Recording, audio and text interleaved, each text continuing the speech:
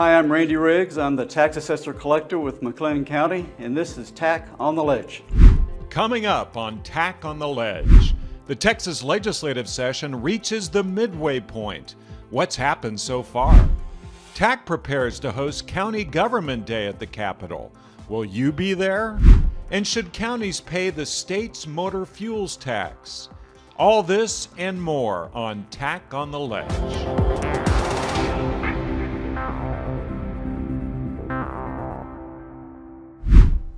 Hello, I'm Caroline Love, Legislative Director for the Texas Association of Counties. Welcome to the March edition of TAC on the Ledge. March 24th represents the 70th day, the midpoint of the legislative session. While no piece of legislation has yet gone through the entire process and reached the governor's desk as of this taping, there have been quite a few milestones in the first half of the session.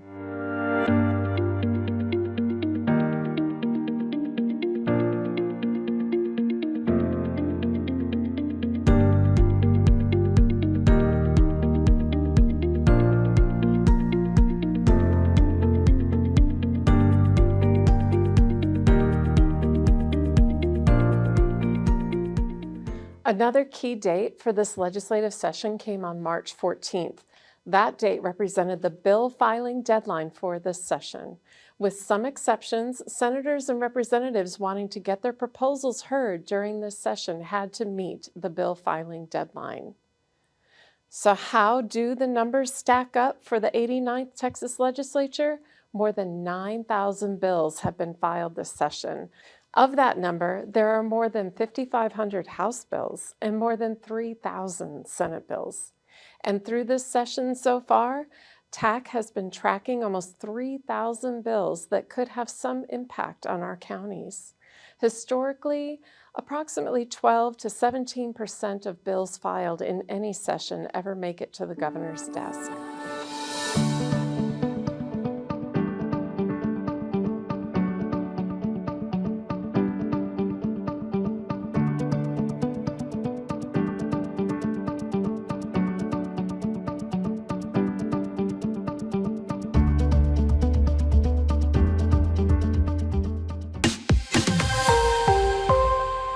Another big issue for Texas counties this session is the state's 20-cent per gallon motor fuel tax. The tax generates nearly $3.8 billion annually for the state, but for individual counties, the cost adds up. When you fill up your gas tank, among other things you pay is the state's motor fuels tax. That's 20 cents a gallon.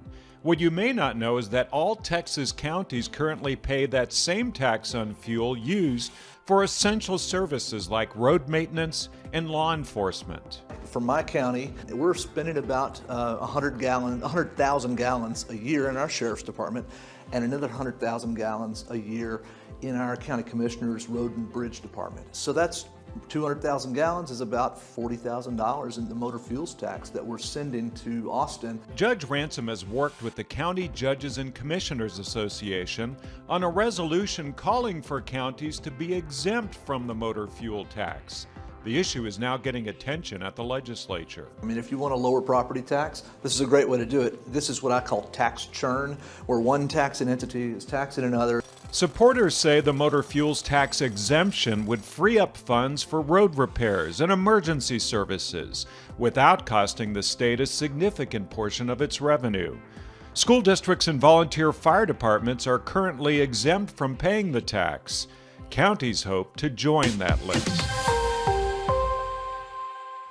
Each legislative session, the Texas Association of Counties hosts its County Government Day at the Capitol. This year's event will be on Tuesday, April 29th. It will provide a great opportunity to discuss important county issues with your state representatives and senators while enjoying some great barbecue.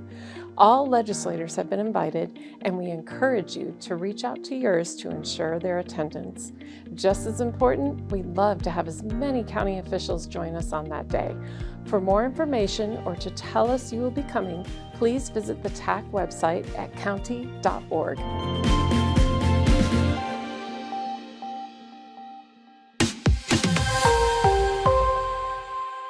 As with all our county affiliate organizations, the Sheriff's Association of Texas has identified a number of priority issues they hope legislators will tackle during this session. Those issues include addressing border security, fentanyl use and distribution across the state, and strengthening animal cruelty laws. Chambers County Sheriff Brian Hawthorne, first Vice President and Legislative Committee Chair of the Sheriff's Association, was a recent guest on our TAC podcast, Texas County Voice. He spoke about many of these issues, including a push to prohibit THC derivatives. From a sheriff's perspective, we don't want to tell somebody when they should or shouldn't be using THC. We'll leave that to the doctors and to the politicians. What we want to do is try and keep it away from the 12, 13, and 14-year-old kids.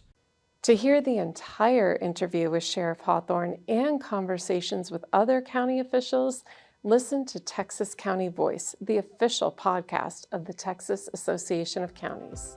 In previous episodes, we've introduced you to almost all members of our TAC legislative team. Let's meet a few more. Hi, I'm Pete Winkler, and I work with the Texas Association of County Auditors.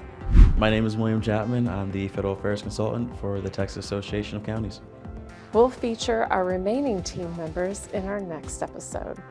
That's it for this edition of TAC on the Ledge. Stay with us throughout the session to stay on top of the issues. Until next time, remember, when it comes to our Texas counties, we are truly stronger together.